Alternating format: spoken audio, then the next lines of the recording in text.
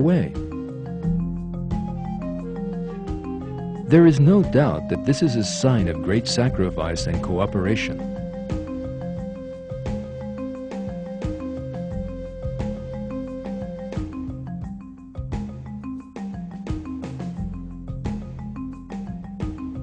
Some 500,000 ants act like a single brain while all this is going on. This giant organization is capable of stripping all the leaves from a large tree in a single day.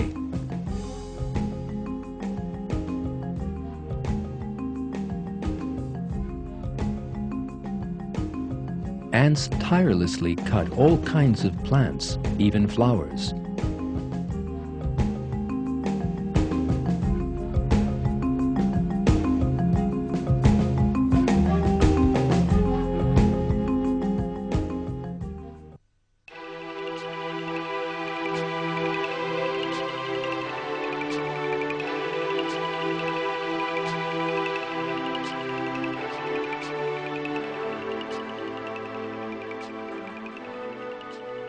When one compares the size of ants to that of human beings, the thickness and length of the leaves they cut down are the equivalent of heavy planks or even a tree trunk.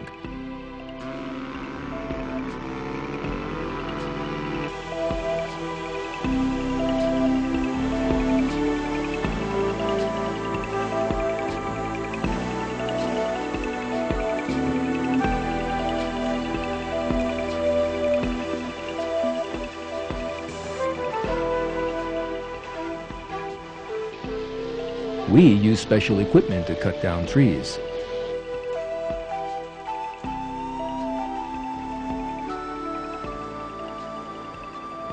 So how do the ants manage this?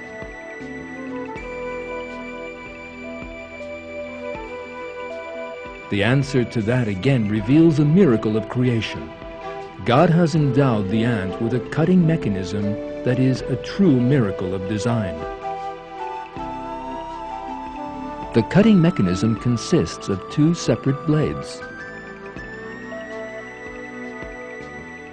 The blades are coated with zinc to make them extra sharp.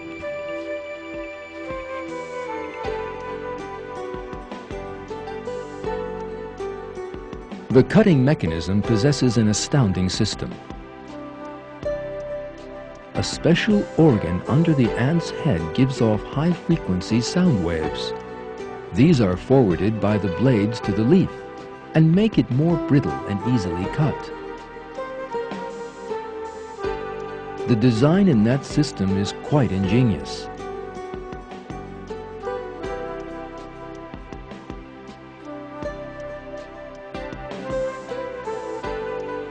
Let us now consider the structure of that system. Covering metal blades with alloys to make them sharper is a method used by human beings. But the people who do that possess intelligence and reason, and the system was developed as a result of special research in laboratories. Yet ants have no idea that a material known as zinc even exists. Neither do they know their blades are coated with it.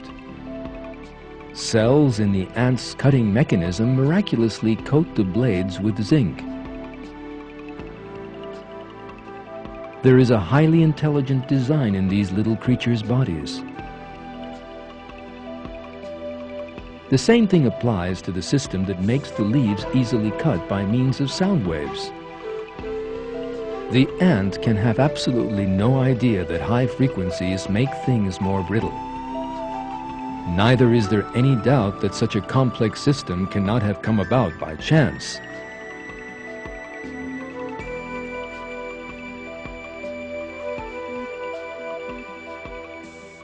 There is only one explanation for the existence of such a perfect system. The system was consciously created. Ants were brought into being by God, and the cutting mechanism and all their other features were given them by Him.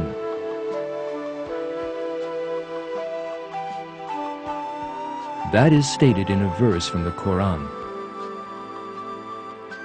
My Lord encompasses all things in his knowledge, so will you not pay heed?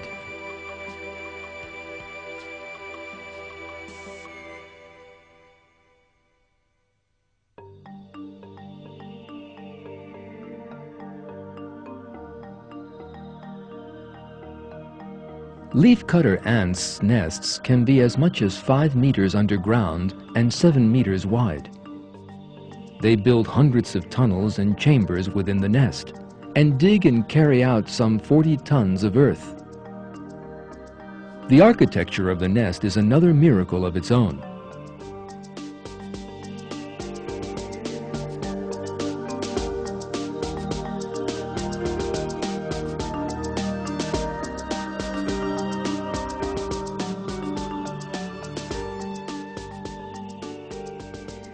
The ants do not eat the leaves they have cut off the trees, because they feed only on a special kind of fungus. So what do the ants use those leaves for if they do not eat them? The answer is most interesting. They use them as the raw material for agriculture. They grow that fungus by means of that raw material. To that end, they set up hundreds of fungus farms inside the nest. You are now looking at one of those farms. The temperature, humidity, and size of the farms are all carefully regulated by the ants in order to grow the fungus, just like the greenhouses that we use to grow plants all year round.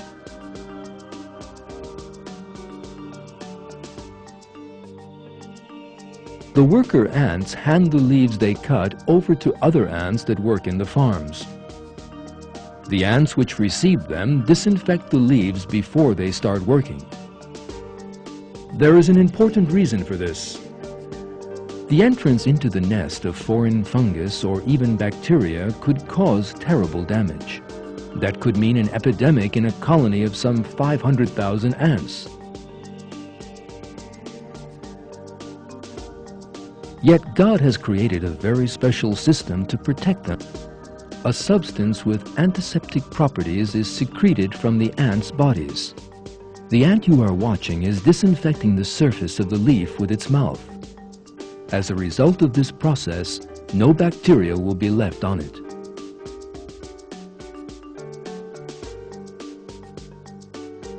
Just like us, ants also fight bacteria. Antibiotics are manufactured in laboratories for this purpose.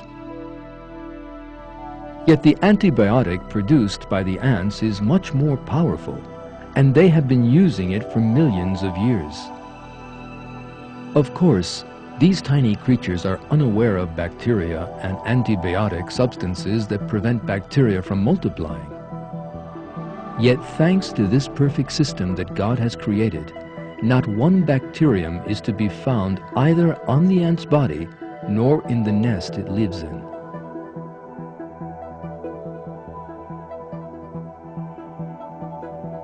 After finishing the disinfecting process, the ants then begin to cut the leaves up together.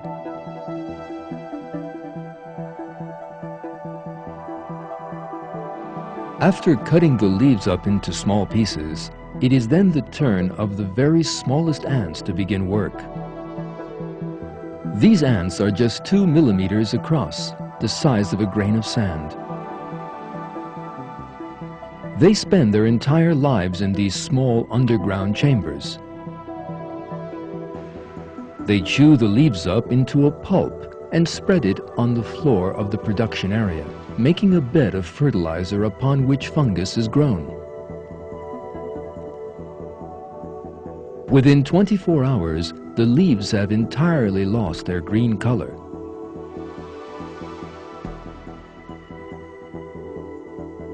By the next day, the surface is entirely covered with white fungus.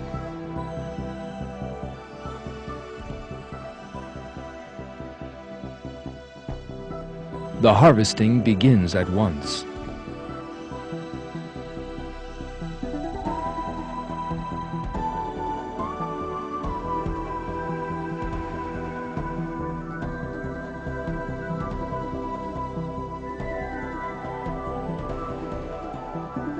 The ants that perform the harvesting think of their colleagues, not themselves.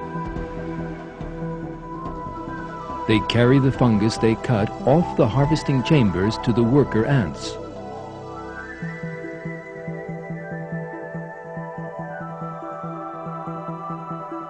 Here, a harvester ant is offering the nutritious liquid it has obtained from the fungus to a worker ant employed elsewhere in the nest.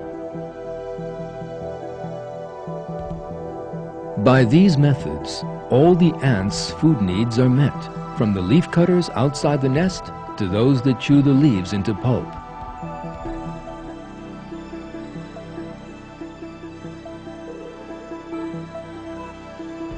"500,000 ants work continuously in the most perfect harmony and cooperation.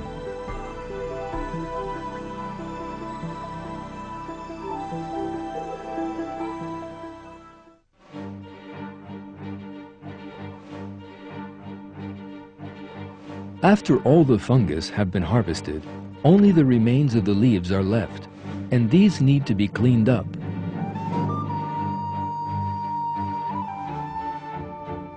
Workers carry out every little bit and leave the production chambers spotless.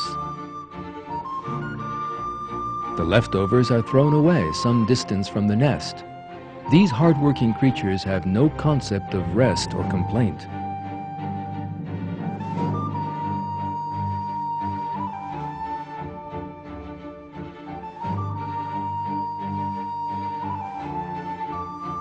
The colony also contains other ants with other duties. The defense of the nest is the duty of powerful, brave, and devoted soldier ants.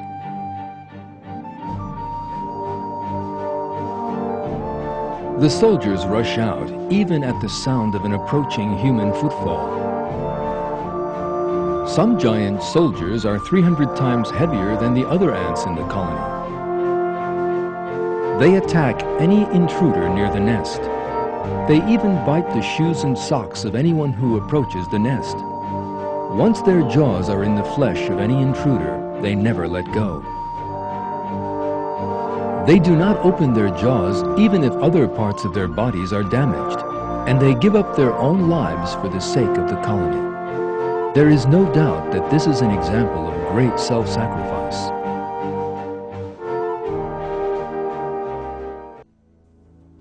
The leafcutter ant's worst enemies are wasps.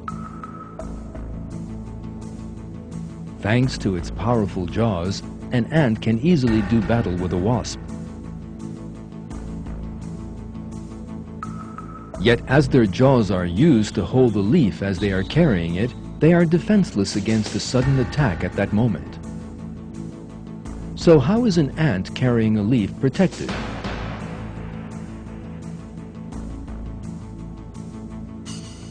The answer to that question again reveals a tremendous cooperation in the colony. Let us have a closer look at the carrier ants. If you look carefully, you will see another worker ant on each leaf. These workers' job is to protect the carrier ants from a possible attack from the air.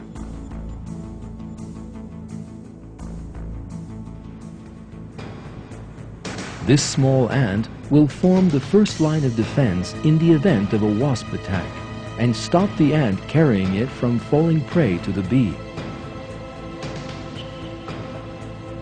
The small ant both uses a very clever defensive tactic and also endangers its own life for the ant carrying it.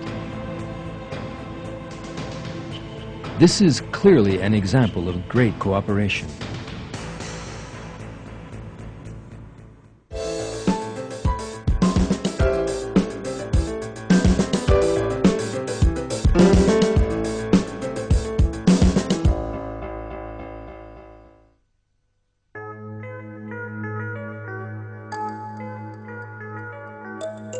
Ants organize themselves in a flawless manner. Yet they have no hierarchy among them, and no ant organizes the colony. Despite that, every ant miraculously knows what it